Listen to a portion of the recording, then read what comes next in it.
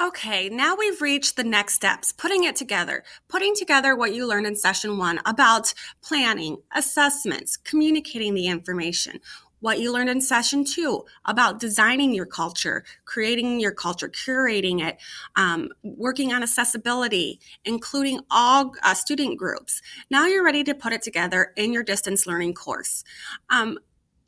I left this to the end simply because in the past, last year, we used Unified Classroom and Google Classroom. This year, in a attempt to become more streamlined and make it easier for students to navigate, it appears that Google Classroom will be our hub to go to, our landing pad. Even if you use Unified Classroom, it's going to be a Google Classroom start. We will have required trainings in that.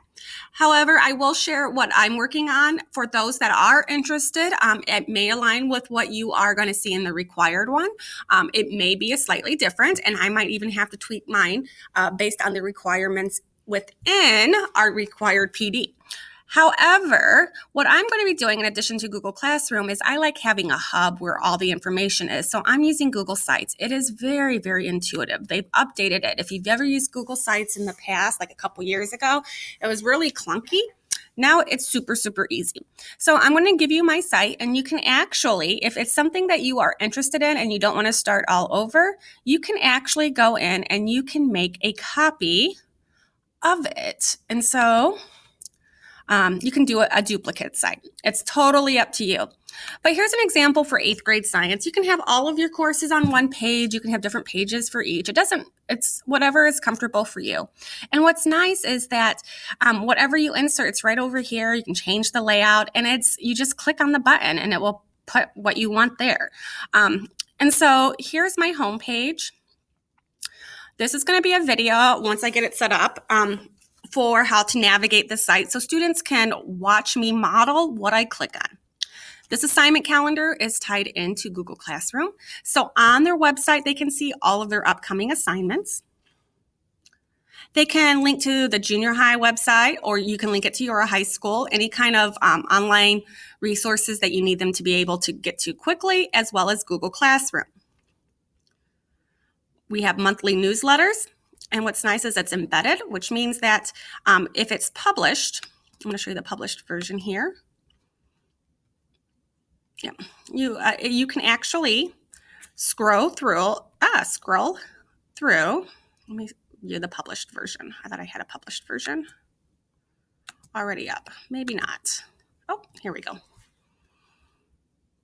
It actually scrolls through for you, so you can see it all on one page. So you can use, if you want to use a newsletter to update parents. And one of the big reasons I use the site is the concern last year from parents and surveys and students in surveys is parents didn't know how to navigate it. And so that way they have access right here. They can bookmark it on their phone, whatever, and then shout outs. Weekly agendas. Yes, everything is in Classroom. However, sometimes it's not as visually appealing in Google Classroom. And so sometimes people want to know at a glance what's going on. And so in this, you can actually, Monday, Tuesday, Wednesday, Thursday, Friday, you can lay it out by days of the week. You can have your description. If you have a video walking them through what to do, feel free to use that. Since we're going to be doing hybrid schedule, I'm slightly changing mine. So Wednesday, Thursday will be one agenda in school and at home. And then we have Monday, Tuesday as one agenda piece. And you can make copies of each block. It's super easy. If you want some help on Google Sites, see me, see Team DLS, or look through what opportunities are available in your PLNs. Professional Learning Networks, Alice Keeler, again, awesome. Or what's available through our optional professional development. But what's cool is it's super easy to link to your Google Classroom. So if their assignment at home is to make a copy of a site template, if I'm in Google Classroom and say this is my assignment, this is just a sample assignment, I can copy the actual link to that assignment, and then when I link it right here, I don't want this site.